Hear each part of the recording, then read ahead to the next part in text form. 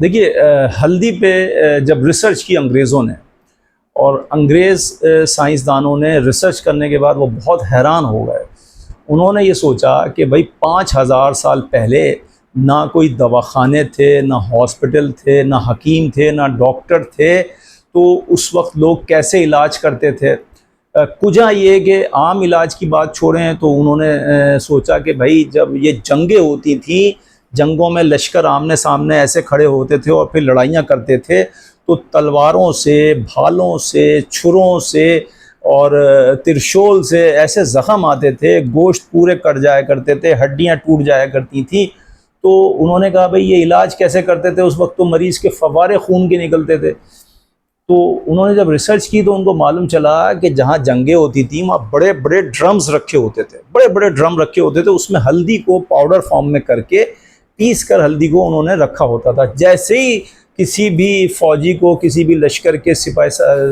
سپاہی کو زخم آتا تھا تو وہ بھاگ کر جا کے ہلدی بھر دیا کرتے تھے زخم میں، اور اس پہ پٹی باندھ دیا کرتے تھے، سفید پارچہ جو ہوتا ہے کاٹن کا اس کو باندھ دیا کرتے تھے، اور وہ دیکھتے تھے کہ 2 منٹ میں خون رک جاتا ہے۔ آج بھی کسی کو اگر کٹ لگ جائے سبزی کاٹتے ہوئے، گوشت کاٹتے ہوئے، وہ فوراً ہلدی بھر دے، 2 منٹ بھی نہیں لگیں گے، خون رک جائے گا، اور پھر وہ گوشت کو آپس میں ایسے جوڑنا شروع کر دیتا ہے۔ 15 دن میں، 10 دن میں، 12 دن میں گوشت جڑ جاتا ہے، اور 1 سے 1.5 مہینے میں اندر جو ہڈی بھی اگر ٹوٹ جائے تو ہڈی بھی جڑ جایا کرتی ہے۔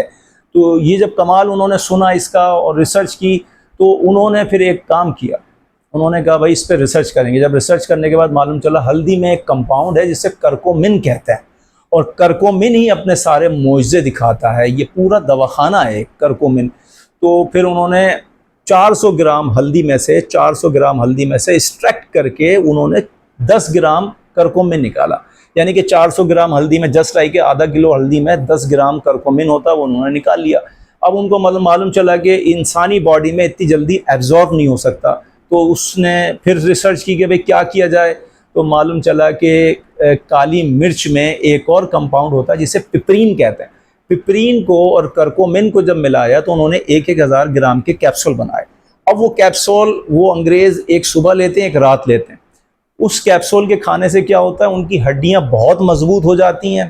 ان کا اسٹیمنا اتنا اچھا ہوتا ہے کہ وہ 4 گھنٹے بھی اگر دوڑتے ہیں تو ان کی سانس نہیں پھولتی، 6 منزل بھی سیڑھیاں چڑھ جائیں تو ان کی سانس نہیں پھولتی۔ 100 سال کا بوڑھا یا بوڑھی عورت سپر مارکیٹس میں باہر بھاگ کے 18 سال کے لڑکے لڑکیوں کی طرح کام کر رہے ہوتے ہیں، ان کی سانس نہیں پھولتی، اور نہ ان کو ہڈیوں میں پین ہوتا ہے۔ اچھا، ان کو الزائمر بھی نہیں آتا،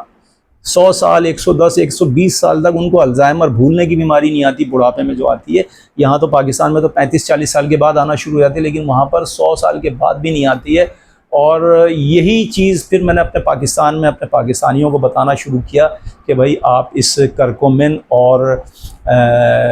پپرین کے اس کیپسول سے فائدہ اٹھائیں۔